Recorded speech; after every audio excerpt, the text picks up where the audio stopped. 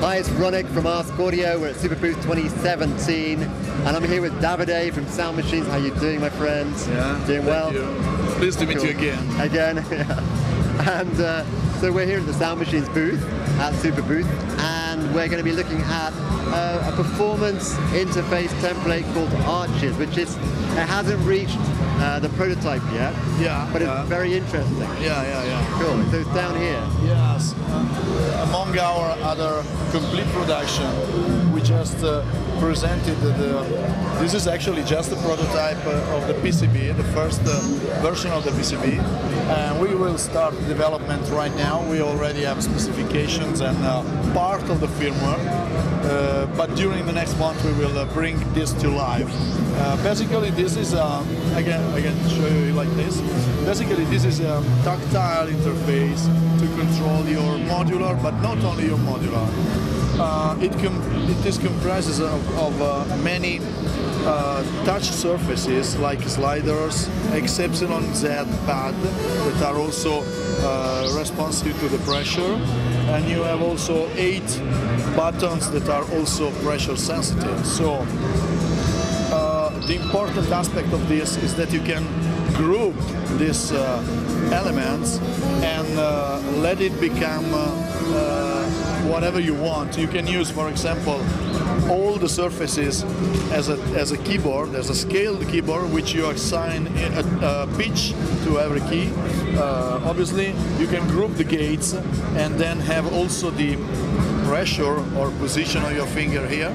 And so you can play a voice or more than one voice, because it will also possibly be polyphonic in the output with every surface that you have. Or you can also start functions like arpeggiators and sequencer. For example, these 8 light strips here will be the 8th step of a step sequencer, and as in the already in the market light strip like this one, I can show you here.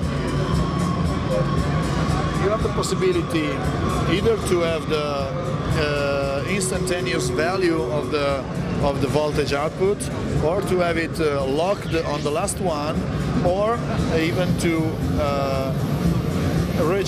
record what you're doing, and then the light strip will loop that indefinitely. In the case of the Arches, every one of those 8 can do this job, so you can get pretty complex and animated situation. Another aspect that is fundamental is that you have a possibility to also output MIDI control changes or other kind of notes, obviously, and also wireless MIDI. It will be wireless MIDI compatible with the new Bluetooth over MIDI over Bluetooth protocol.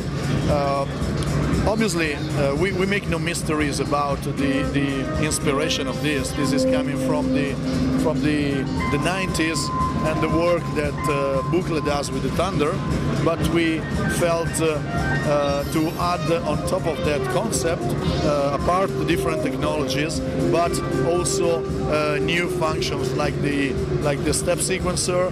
Maybe we will put also a 4-track drum sequencer with this one, so to have this as a central point of control of your performance. Obviously, you can save and recall scenes and performance sets that you can quickly switch during your live set or your performance in the studio. The user interface, one of the limits of the previous version, let me call it like this, it was the somewhat cumbersome user interface.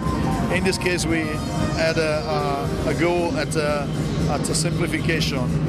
Basically, with 3 steps, you can exactly configure every one of those. You choose with this miniature here the LEDs with lit as you change an encoder here, and then with these buttons you will choose the characteristic of the element, so the trigger, the note, the pressure or other function, and also the belonging to a particular group of sequencer or arpeggiators. And then you can see on the display, there will be an OLED display here, and you can just move and change the parameters, and then click on the encoder to have it register. So in this case, everything will get quicker to set up, and you will have a lot of possibility. As you can see here, you have 32 outputs. Those are either volt per octave or other standard output, because everyone goes from 0 to 10 volts. It can be either gate trigger voltages or 1 volt per octave or other standards. So it will be quite a universal type of interface to all the kind of electronic instrumentation. It sounds like a really, obviously you've thought very hard and long about this. Yeah, You know, it sounds like you really want to make an incredible live performance, but also sequencing performance. Yeah, the idea is to have just one device. We want to simplify and to give the musician the possibility to concentrate on its job, that is creating, and not having to think about the complex technical stuff. We are here to do that. So we will start development in May. Possibly at the end of May we will have a first prototype, and we will have a Kickstarter campaign. We don't have yet a fixed pricing, but we're thinking about from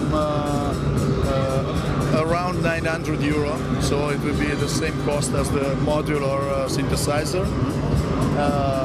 But it's not. I mean, this is not the last word. It is flexible at this time. Yeah.